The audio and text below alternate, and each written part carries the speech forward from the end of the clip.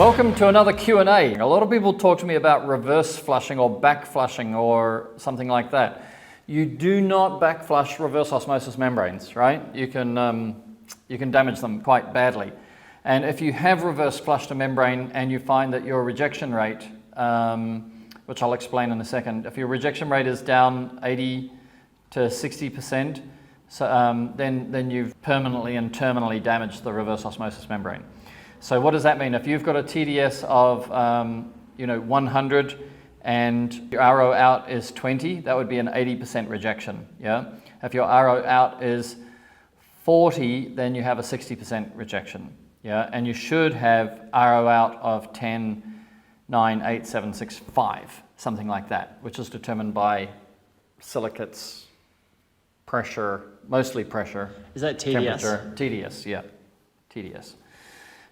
From 100, right? So it's the reverse osmosis system should remove 90 to 95% from a window cleaner's perspective of the minerals, and then the DI resin in the DI tank will take out the rest. So that becomes a polishing tank. So the question is, when do I flush and how do I flush? And the difference between an initial flush and a regular flush, right? The less you lean on the desk, it's okay. shaking the unit, so all right. it'll be distracting. Yep.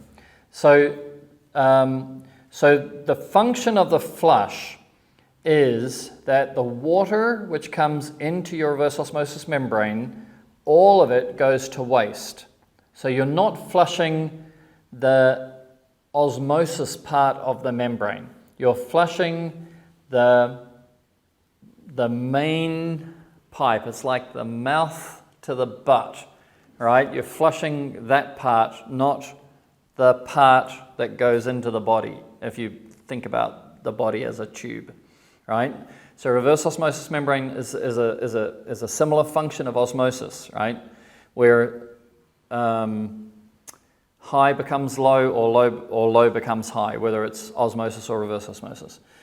So we want to go from high to low. We've got high TDS in the inlet water, and we want to have all the high TDS go out the waste, and you want low TDS to go through the membrane.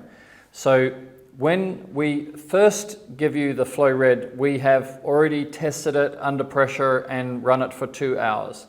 So you need to run it for another 2 hours. You don't need it high volume or fast water or anything like that. You're just going to run all water to waste. Right? And you don't run all water to waste by closing the pure out. You run all water to waste by opening this valve here, right? And then when you close this valve, this is the flush valve. When you close this valve, what you're actually doing is you're not actually closing it. There's a very small hole in the valve in the closed position, which creates the back pressure. When that back pressure is created, now the back pressure is on the inside of the wall of the membrane through which osmosis happens, right? So all the minerals are on the inside, and you're trying to push the pure water through, and you're trying to keep the minerals on the inside, and then they go to waste. So you do that by increasing the pressure differential between the inlet and the outlet, right? So if all water goes to waste, there's zero pressure, so there's zero water goes through the membrane. The more you increase the pressure by the flush valve, then the more minerals there are up against the wall of the membrane. So now that you've got all these minerals being pushed up against the wall of the membrane but being rejected, you need to flush it from time to time. So they're all on the inside of the membrane, so you just open the flush valve, all water to waste, and what that's doing is just taking the minerals off the inside wall of that membrane, right? So you're not reverse flushing, you're not trying to flush the little holes in the osmosis membrane, you're actually just flushing the tube. It's like an enema. No, the other way. What do you drink to flush yourself? Diuretic? Yeah, something like that. Yes, something like that. Something that makes you release what you have. Coffee? Coffee. Yeah, something that cures constipation. That kind of thing, right? You want it all out. So you're really, flushing the system, and you would do that normally for 5 or 10 minutes a day as a regular thing. However, if you notice on the TDS meter, there's a dual TDS meter, if you notice that your RO is creeping out and you're in the same water source, because a lot of cities have multiple water sources, so if you're in the same water source and your RO out is creeping up, then in the next weekend you could run it just for 1 or 2 hours and just give it a long run, right, of flushing the membrane.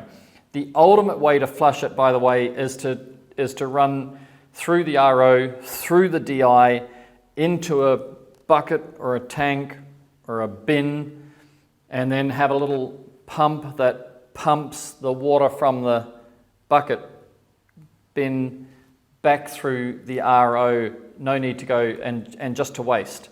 So if you had 0 TDS water or very close to 0 TDS water and you were flushing the RO with that, it would be more aggressive at taking the minerals off the inside wall of the membrane, right? But the membranes don't cost that much. Some guys, sell these, for $600 a pair. We sell it for $289 a pair, and they'll last for, 2 years, 3 years. They're not worth that much extra time to try and get them to last longer normally, right? If you flush every day and then when you see the TDS creeping up, then you flush for a long time, 1, 2, 3, 4 hours, and then you test it again and you go, okay, definitely the RO out reading is good, then that flush is working, and then you're good to go.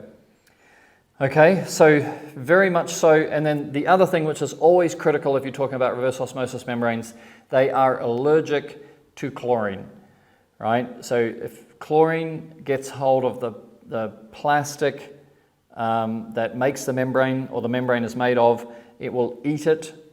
And when it eats it, it doesn't eat it quickly, it just eats it. The chlorine molecule will take some of the plastic.